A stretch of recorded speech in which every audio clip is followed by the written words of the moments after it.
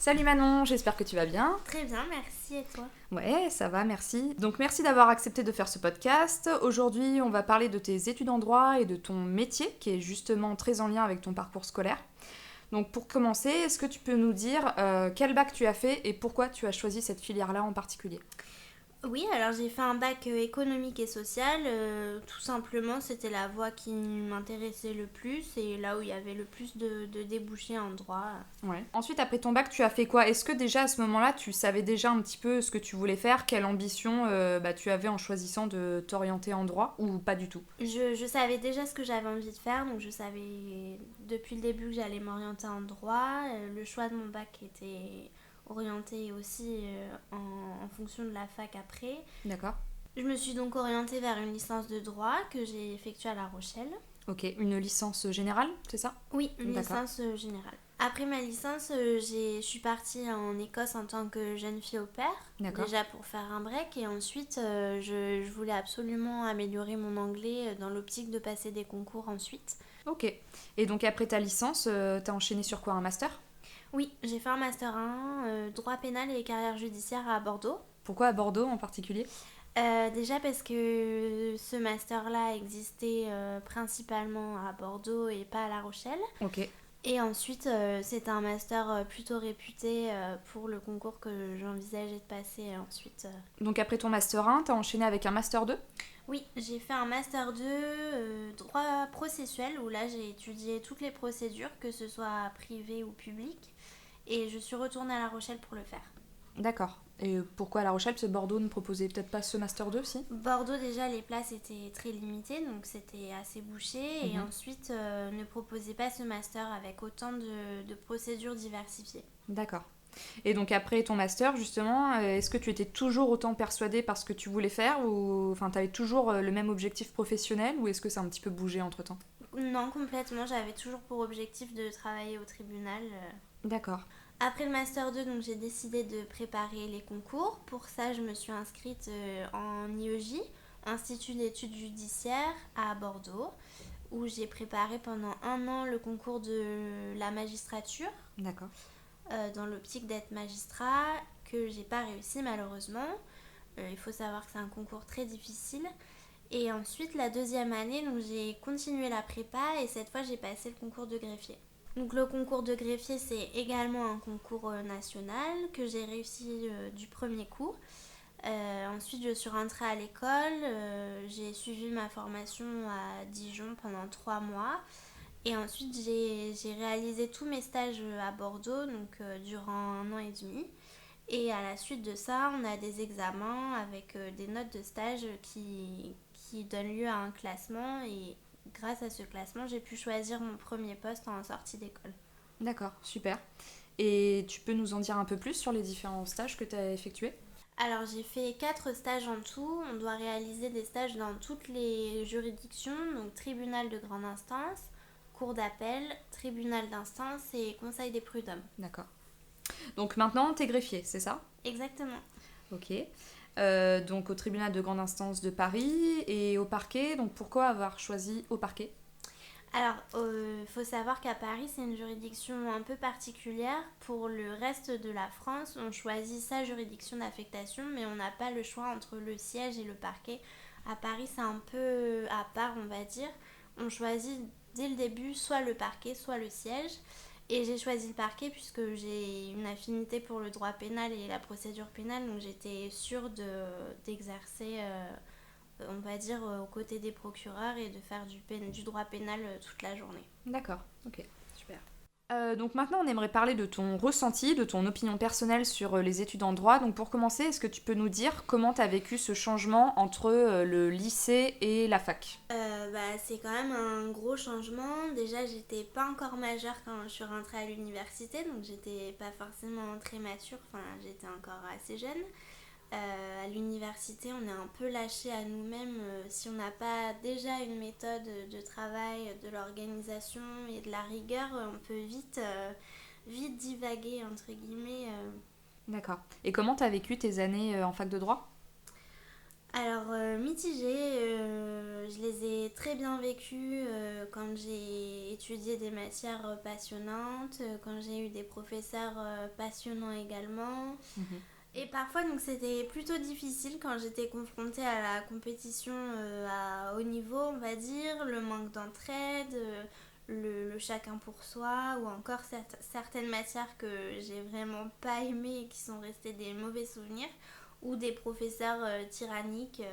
D'accord, donc tu as beaucoup bougé, tu as changé pas mal de fois d'université, de La Rochelle à Bordeaux, tu as ensuite fait une formation à Dijon. Est-ce que ça a été justement un peu perturbant pour toi de devoir sans cesse se réadapter, je dirais, à un nouvel environnement? Alors oui et non, d'un côté j'adore bouger donc ça a été très appréciable pour moi de rencontrer de nouvelles personnes, de découvrir de nouvelles villes, de nouvelles universités, de nouvelles méthodes de travail. Ouais. Mais en même temps c'est vrai que ça demande une grande capacité d'adaptation, de changer sans arrêt, de pas savoir où on va être dans plusieurs mois, ne serait-ce que pour les stages. Ça peut causer parfois pas mal de stress. Ensuite, quelles seraient pour toi les qualités requises justement pour réussir en droit? Pour moi, le maître mot, ce serait l'organisation. Je pense que c'est très important d'être organisé quand on est en fac de droit. Déjà, quand on arrive en première année, on a beaucoup de travail. On est confronté à des matières qu'on n'a jamais abordées auparavant. Donc, ne pas se laisser déborder face à la charge de travail. Ensuite, je dirais la rigueur, ça rejoint l'organisation.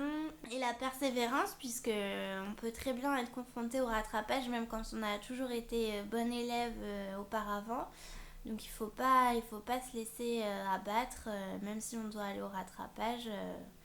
Toujours. Ouais, c'est pas une fatalité quoi. Exactement. Ok. Je conseillerais surtout de bien réfléchir à son projet professionnel avant de se lancer tête baissée dans une filière, de se renseigner sur le parcours, les ouvertures possibles, le numerus clausus aussi, qui est une réalité à prendre en compte quand on envisage de passer des concours nationaux. Est-ce que tu peux nous en dire un peu plus justement sur ça? Le numerus Ouais, clausus, ouais. quand on passe un concours national ou de la fonction publique, il y a un numerus clausus, donc un nombre de places limité pour chaque session, chaque année, D'accord. qui est fixé par le ministère et donc ça limite le nombre de postes disponibles. Est-ce que tu aurais eu un autre conseil? Oui, surtout de travailler en groupe, ne pas rester isolé dans son coin, travailler ensemble, partager les sources par petits groupes de 2 à 4 pour la préparation des concours, c'est très important pour se motiver et s'entraider. D'accord. Est-ce que toi, avant d'aller à l'université, à la fac de droit, est-ce que tu dirais, lorsque tu étais au lycée, est-ce que tu as été bien renseignée justement sur les études en droit, sur peut-être devenir juge pour enfants ou autre? J'ai toujours su ce que je voulais faire, donc c'est vrai que c'est plus facile, je pense, dans ce cas-là, que quand on a des doutes et qu'on se pose des questions. J'ai fait du coup les portes ouvertes, je pense, comme un peu chaque étudiant, voilà, les portes ouvertes à la fac de droit, quelques forums, des choses comme ça, mais j'ai toujours été renseignée sur le parcours à réaliser et les débouchés ensuite, donc... D'accord. Donc, est-ce que tu pourrais nous parler de tes missions, de tes responsabilités en tant que greffière au TGI? Déjà, il faut savoir que le greffier, c'est un spécialiste de la procédure, donc on est là pour garantir l'authenticité des actes, veiller à ce que la procédure soit légale et surtout assister les magistrats dans toutes leurs tâches. D'accord. Donc on est un maillon de la chaîne pénale.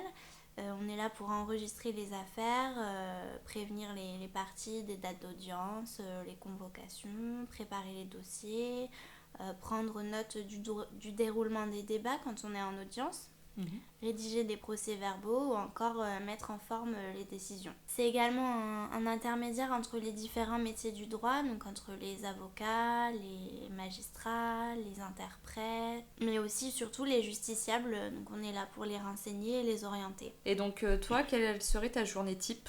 Déjà, tout dépend du service dans lequel on travaille. On ne fait pas tous la même chose en tant que greffier. Tout dépend si on est à l'audience ou encore si on travaille à l'instruction, au parquet. Tout dépend de son service. Et donc, vous, dans votre service, vous êtes amené à traiter quel type d'affaires? Alors, on traite principalement des délits, souvent des gros délits ou des crimes. Donc, il peut s'agir de viol, d'homicide volontaire, de gros trafic de stupéfiants, de violence, de braquage.